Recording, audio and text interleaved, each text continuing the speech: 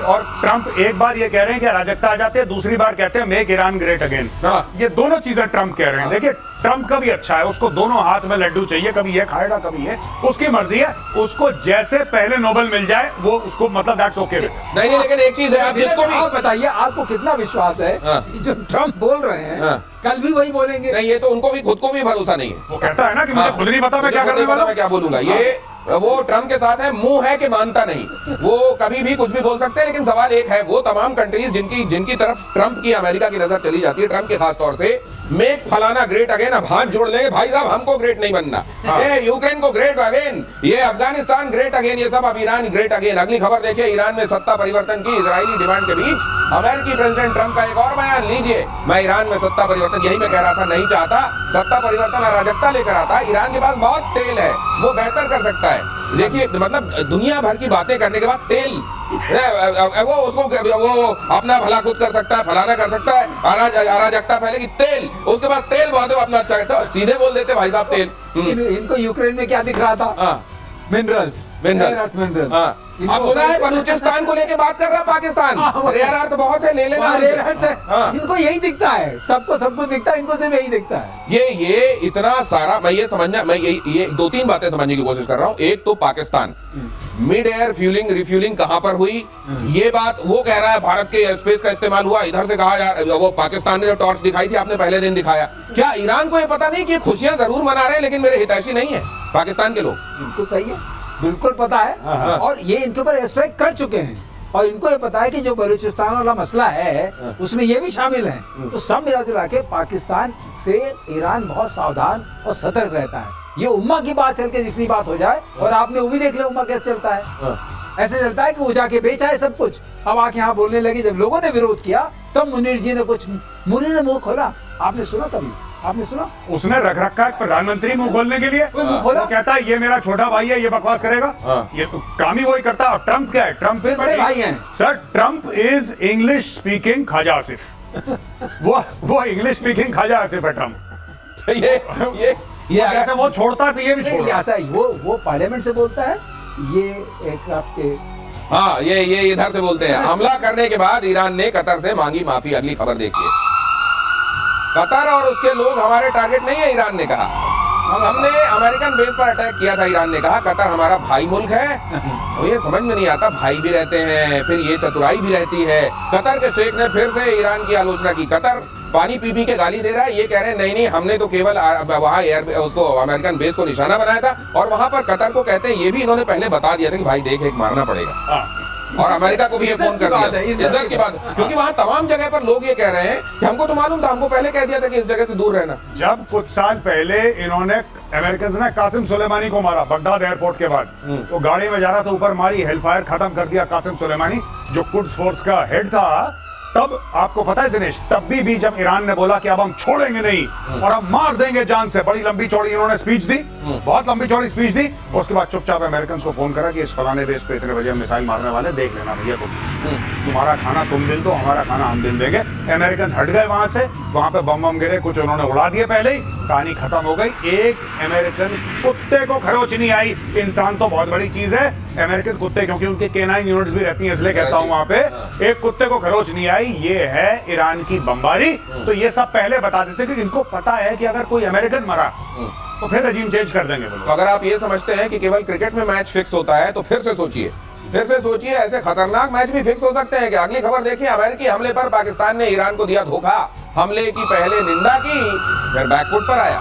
राष्ट्रीय सुरक्षा समिति की मीटिंग में अमेरिकी हमलों का जिक्र नहीं, निंदा को चिंता व्यक्त करने वाला कदम बताया। निंदा टू चिंता, फ्रॉम निंदा टू चिंता व्यक्त करने वाला। ये बिल्कुल चिंता, पहले निंदा करी, फिर उन्होंने चिंता व्यक्त करी। अभी आपको मैं बता रहा हूँ, इसके बाद ये चिंतन करेंगे। नहीं सर, एक चीज और, चिंता चिंतन, ये निंदा चिंता चिंतन जो करते हैं, इसी चिंतन में ये लोग कई बार ट्विटर में कुछ लिख देते हैं और वहां लिखना कंडेम ही चाहते हैं, और उसके बाद दुनिया कहती है, जब इनको बताती है भाई साहब एक बार होश में आओ, जरा क्या फूक के बैठे हो, फिर उसके बाद उसको सुधारते हैं।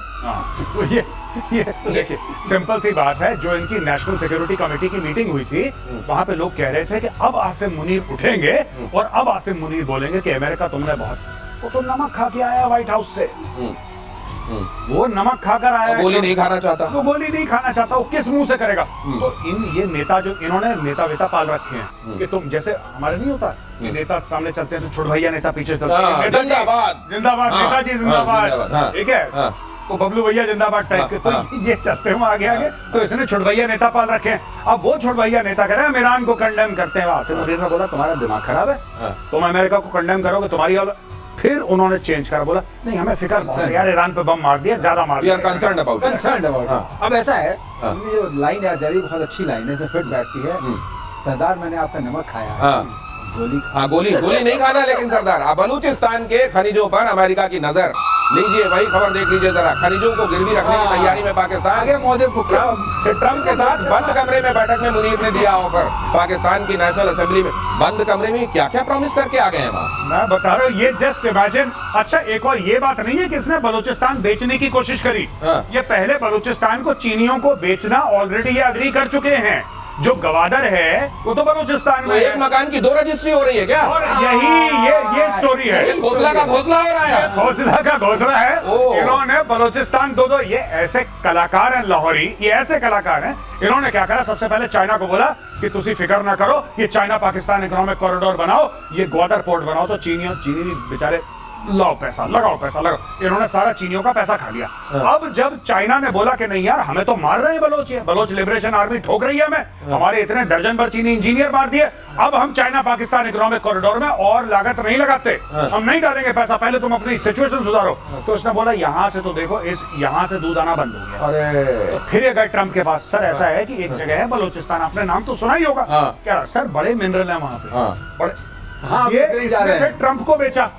इसने फिर ट्रम्प को बेचा और वही एक मकान की 2 रजिस्ट्री करवा के आया आसिम मुनीर, जो हम कहते हैं ना, सर अभी कह रहे थे कि सरकार मैंने आपका नमक खाया है, ले अब गोली खा। लेकिन अब इसमें एक चीज और देखिए, बलूचिस्तान जहां बलोच इनको घुसने नहीं दे रहे हैं, एक रेत का जर्रा नहीं उठाने दे रहे हैं, उस जगह को इन्होंने चीन को भी प्रॉमिस कर दिया, उसको अमेरिका को भी प्रॉमिस कर दिया। धन बेच रहे हैं दिनेश, और तुम देखो कितनी चतुराई है, ऐसे मानना पड़ेगा कि चाइना को भी बेच दिया, इसको भी बेच दिया। अब चाइना, अब ये लड़ेंगे आपस में, चाइना यूएस, ये कहेंगे मैं तो बेच चुका। नहीं, और फिर चाइना और यूएस के बीच में बात होगी, चाइना कहेगा तुम्हारे कहने पे मैं तेल ले रहा हूँ, अब तुम चुप रहो। भाई साहब एक और चीज आई एम सॉरी, ये मैं बताना भूल गया, माफी चाहता हूँ। इन भाइयों ने रशिया को भी बोला कि एक वार्म वाटर पोर्ट है इधर। 3 रजिस्ट्री है। ये 3 रजिस्ट्री करने के चक्कर में थे पहले, पर अब ये 2 रजिस्ट्री पे आ गए हैं। ये अमेरिकन को बोल दिया कि आप अब अमेरिकन वहां पे आ जाएंगे। तो ये देखिए, अब ना चाइना के साथ वो रिश्ते नहीं रहे पाकिस्तान के जो पहले थे, क्योंकि पाकिस्तान ने जितना बेवकूफ बनाना था चाइना को बना लिया, इन्होंने खूब पैसे लूटे। अब चाइना कह रहा है कि यार मैंने तुम्हारे $30 अरब डाल दिए यहाँ पे, $60 बिलियन डाले चाइना। सर वो पूरे 60 इन्वेस्ट नहीं हुए, अभी टोटल बजट था कि $60 अरब हमें डालने हैं। चाइना पाकिस्तान इकोनॉमिक कॉरिडोर के 30-35 अरब डाल चुके हैं, इसमें भी कई लोग खा चुके हैं। अब चाइना इनसे अकाउंटेबिलिटी मांग रहा है। चाइना कह रहा है कि यार कहां गए वो पैसे, हिसाब दो। अगर तुमने प्रॉमिस करा था कि हमारे बंदे नहीं मारे जाएंगे, हम पोर्ट इस्तेमाल नहीं कर सकते, हमारे ऊपर हमले हो रहे हैं, कुछ तो करो। अब इन्होंने चुपचाप गया, खाना खाते खाते बर्गर मुंह में डाला, इसने बोला mister Trump, you can take Balochistan. 44% of Pakistan's landmass. Please take. No. और मैंने सुना है चाइना को ये कह रहे हैं कि दुनिया का लेके हम कहीं गए नहीं, तुम्हारा लेके भाग जाएंगे क्या? अगली खबर, ईरान ने एटमी प्लान शुरू किया तो फिर हमला करेंगे। नेटो समिट में मीडिया से बोले डोनाल्ड ट्रम्प। ट्रम्प ने ईरान पर बमबारी और हिरोशिमा पर परमाणु हमले की तुलना की। देख लीजिए, मतलब गजब है। ये तुलना भी जो अमेरिका ने ही किया हो, अमेरिका ने ही जापान पर बम पटका। अरे भाई साहब, कम से कम ये सोच लेते कि आप ही की कौम है वो जो इन्होंने ये काम किया था। खैर, इसकी तुलना कर दी। मीडिया से बोले डोनाल्ड ट्रम्प। ट्रम्प ने ईरान पर बमबारी और हिरोशिमा पर परमाणु हमले की तुलना की। ईरान के एटमी साइट्स पर अमेरिका ने किया था अटैक। न्यूक्लियर प्रोग्राम से हटने के लिए तैयार नहीं है, वो ये कह रहे हैं। ट्रम्प गजब की एनालॉजीज भी गजब की देते हैं। डायरेक्टली हिरोशिमा, मतलब इसको कम नहीं चाहिए, इसको चाहिए जो अल्टीमेट हो गया। और आज की तारीख में मैं शुरू से कह रहा हूं, मतलब कल परसों जब से सीज फायर हुआ है ना, तब से मैं यही बात कह रहा हूं, इनको वापस आना पड़ेगा, इनकी मजबूरी है। देखिए, ये कह रहा है चीन से तेल खरीद लो, चलो चीन ने खरीद लिया। ईरान अब क्या करेगा? अगले 1 हफ्ते में ईरान चाइना को और डिस्काउंट देगा।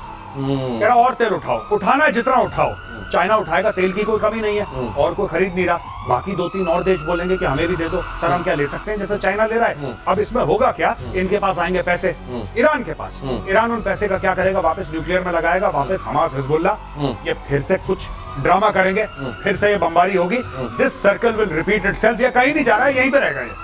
ओ, तो ये एक विशेष सर्किल है, ये एक दुष्चक्र है और ये दुष्चक्र आपको फिर से घटित होता हुआ दिखाएगा। नेटो देश पर हमला कर सकता है रूस। अगली खबर देखिए, यूरोपीय देशों पर दाग सकता है मिसाइलें। बाल्टिक पर हमले से हो सकती है शुरुआत। एस्टोनिया पर या लातविया पर हमले की आशंका। उधर रूस जो है थोड़े थोड़े दिनों में बाल्टिक देशों को मतलब छींकता रहता है। कहते हैं उसकी छींक से ही उधर बाल्टिक देश जो है हिल जाते हैं। तो कुछ दिनों में अगर इनको छींक ना आए तो गुल सूंघ कर छींक ले आते हैं। वो देश वाकई पोए पोए ऐसे हैं बेचारे। हाँ। ये बात उनके लिए स्प्रेड बैठती है। इसने छींकना शुरू किया तो गड़बड़ होगी। हाँ। तो अभी क्या होता है? हाँ। ये जो एस्टोनिया, लातविया, लिथुआनिया है सर, ये मुझको लगता है इनका होना जो एक है विश्व राजनीति में, इसलिए भी है कि रूस छींक मारेगा और ये हिला करेंगे। ये हिला करेंगे। ये शायद देखने के लिए, घूमने के लिए बड़ी अच्छी जगह है। हाँ, वैसे तो अच्छी है, बहुत अच्छी जगह हाँ। है। तो अब रूस का ये है कि इन्होंने कहा हम शामिल होंगे, हाँ। हम नाटो के बनेंगे। तो नाटो के मेंबर बने। अब उसने कहा तुम नाटो के मेंबर बने हो, हाँ। तो मेरे निशाने पे हो, हाँ। क्योंकि इनको मारेगा, ये आएंगे। ठीक है। ये आए तो हाँ। अब उसको मौका मिलेगा। हाँ। लेकिन अभी उसने क्या फंसा दिया है? हाँ। उसने पेज फंसा दिया। हाँ, क्या? ट्रम्प को फंसा दिया उधर। हाँ। ट्रम्प ने इसको बोल दिया यूक्रेन को कि तेरे पास कार्ड नहीं है, राइट। और नाटो को बोल दिया कि मैं पैसे नहीं दूंगा हाँ हाँ हाँ हाँ हाँ हाँ। और अपने बजट बढ़ाओ। हम्म।